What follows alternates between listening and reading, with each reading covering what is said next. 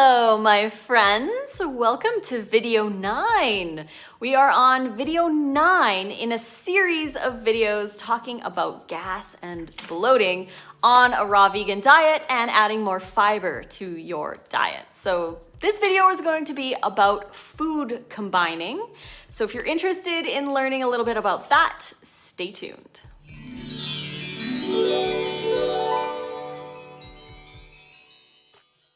Welcome back. Thank you for joining me for yet another video. If you're enjoying this video series, please click like on this video, subscribe to my channel, and find the playlist to all of the videos in this series in the description box below. Head over there. All of the 13 videos will be in that playlist link as they are released. So you can check all of those tips and tricks out. You can also find the link to all of our ebooks full of delicious raw vegan recipes. There's over 400 recipes, including nice creams, salads, meal plans, sauces, dressings, dips, all that good stuff is in those books. They are 40% off right now with code NICECREAM40, so you can head on down there, link down there, or right here to grab that. So food combining is very important if you're experiencing issues. Now, I don't follow all of the food combining rules. There are charts galore, there's all different kinds of things. You can Google food combining and find all kinds of stuff. And I feel really overwhelmed with all the information that there is out there about food combining. So I've boiled mine down to a couple just really solid rules, I guess.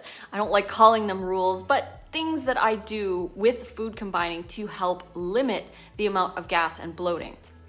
So the first thing that I do is I make sure that I eat my fruit alone. So many people will make a smoothie, they put bananas and chia and hemp milk and hemp seeds and maybe half an avocado, they put other fruit in there, they put greens, they put all kinds of stuff. And mixing the fruit with the fat, because fat takes a lot more time to digest than simple fruit, it's going to interact and kind of combat each other for digestion because of the digestion speed. It's so much better just to have fruit and then save your fats and all of that to your greens in your dinner and your salads at lunch, right? So you want to keep your fat and your fruit separated. No almond milk, no other plant milks, none of that, no hemp seeds or chia seeds or what have you in your smoothies in the morning. The only exception to that rule would be chia seeds because they are quite high in fiber and they don't necessarily cause the same issues as, say, almond milk, or if you put like a quarter of an avocado in there. And we all know the gas and bloating and digestive upset that happens when we have a raw cheesecake where it's sugar and fat mixed together, and doing that in a smoothie, it's going to cause issues. So I like to keep my fat with my greens and my fruit alone, especially melons. Now, melons, a lot of people find that they really need to eat them alone. I can eat melons with citrus and berries just fine. I have no issues with that. But if I mixed melons with bananas, I would have an issue with that. I also don't have an issue combining vegetables of all kinds and even putting fruit in my salad dressings because of the high fiber content of the salads has a slower release and there's a lot more digestion going on there. I find that it's okay in salads to have like dates in your dressing or say like orange slices on your salad, that kind of thing, as long as you're having a big salad full of greens with a smaller amount of fat just to help absorb the fat soluble vitamins in the greens. Fats with that, with a little bit of fruit here and there is fine. But it's the fat with your smoothies, or like if you're having a big fruit bowl and you have like a cashew cream or like a coconut yogurt or something like that on your fruit, that can cause digestive upset because the fat, again, is going to take a lot longer to digest than the fruit. It's just how it is in the body, and the food combining can be incredibly important for people who have issues. Now, I don't have a lot of issues, so I don't need to follow all of the food combining charts word for word and have everything perfect. Again, I am not into the perfectionist mindset, and I've talked about this plenty of times on multiple videos. I think that it causes too much stress. Like, I can't have this with that, and I can't do this. It's too much to think about. So what I like to say is just follow the 2 main rules: fruit alone, fat with your greens, and melons alone. Those are the ones that I follow.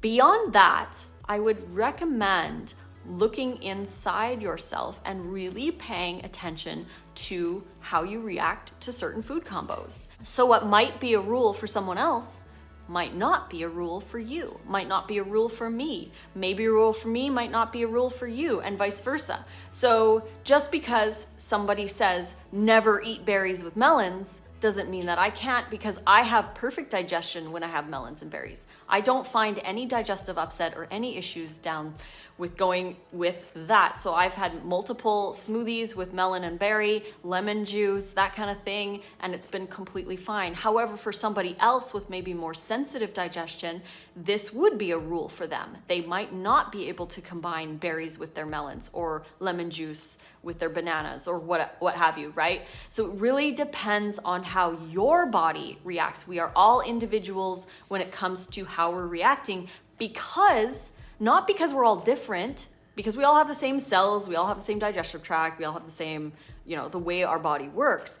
The difference is our gut bacteria is completely, we all have very different gut bacteria depending if you were born C-section or natural birth, if you were breastfed, if you've been exposed to natural soils, how exposed have you been to other bacteria, that kind of thing. If you've been on antibiotics, or if you're on birth control, or if you take medications or what have you, there's going to be a lot of differences in the bacteria person to person. So depending on the diet that you ate before, your activity levels, your stress levels, your meds, your past, all of that is going to make you individualized when it comes to food combining. Some people can digest certain things together, other people can't. So really take it as a learning tool, learn the basics of food combining, and then apply what works best for your body. If you can digest melons and berries, fine, then that's fine. If you can't, then it becomes a rule for you. So look really deeply at what you're eating and what symptoms you're experiencing after. Remember to watch the videos beforehand, because sometimes it's just a simple mechanical issue and you haven't chewed your food enough, or you didn't swish your smoothie around with your saliva, and that's causing issues.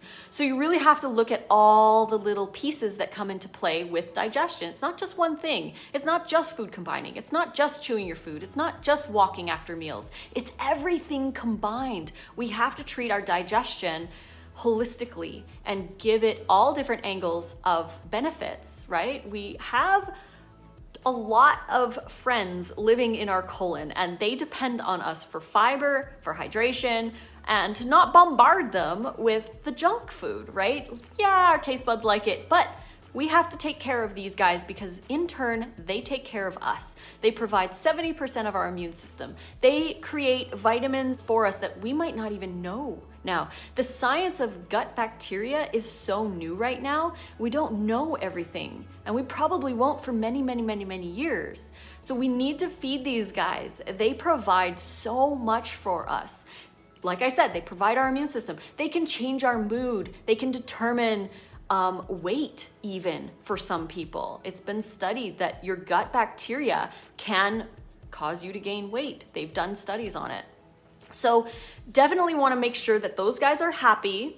Make sure that you food combine properly for your own specific body ecology, and chew your food. Go for walks after your meals. Don't talk.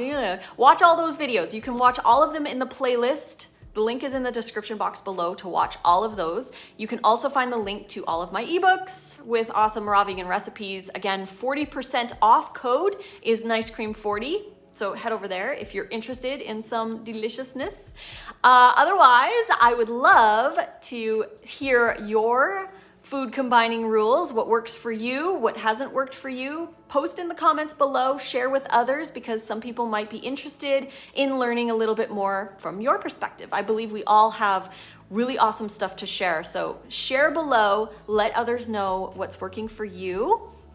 And like this video if it resonates with you, and subscribe to the channel to get notifications for more. You can click the bell to get them sent directly to you whenever I post a new video.